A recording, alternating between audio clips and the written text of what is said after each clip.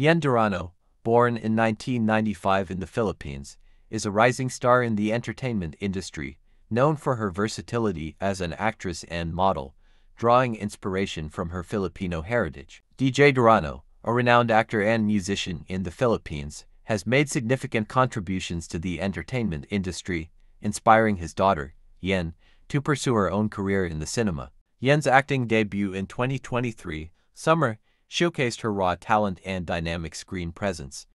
Her performances in Vivamax films have made her stand out.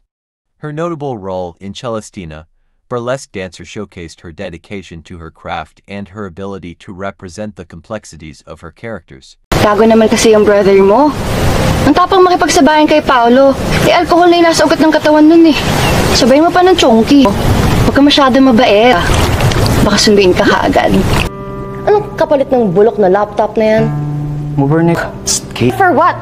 A fucking ancient laptop. Tapos siya pagagasa tingin ng katas. Ang linggo na yun nandito sa Pilipinas. Gusto silang negosyo nung kaibigan niya.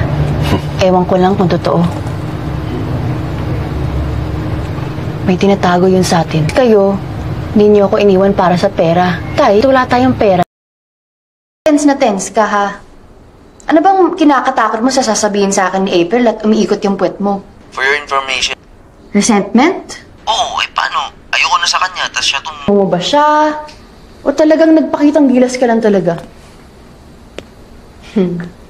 Sabihin mo nga sa... Ano nga ulit yung sinabi mo? Maraming utu-utu sa mundo? Tama ka. Tama kayo. Ayo. Alam niyo na mahal kita. At hindi kita kaya ipagpalit kahit kanino. Kahit sa kanya.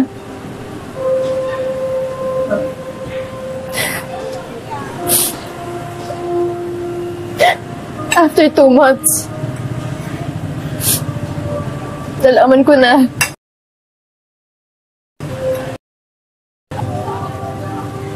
nalito ako. Kontrolado yun yung asawa ng Domingo. Kamusta naman palagayan niya doon? Ayun. Siyempre, hindi komportable. Nagbayad pa nga kami ng 3K. Para lang sa VIP treatment. Grabe, no? Pati yung pinagkakakitaan nila. VIP treatment. Para may matulugan siya. At saka, para hindi na rin siya mag-linis ng mga banyo dun.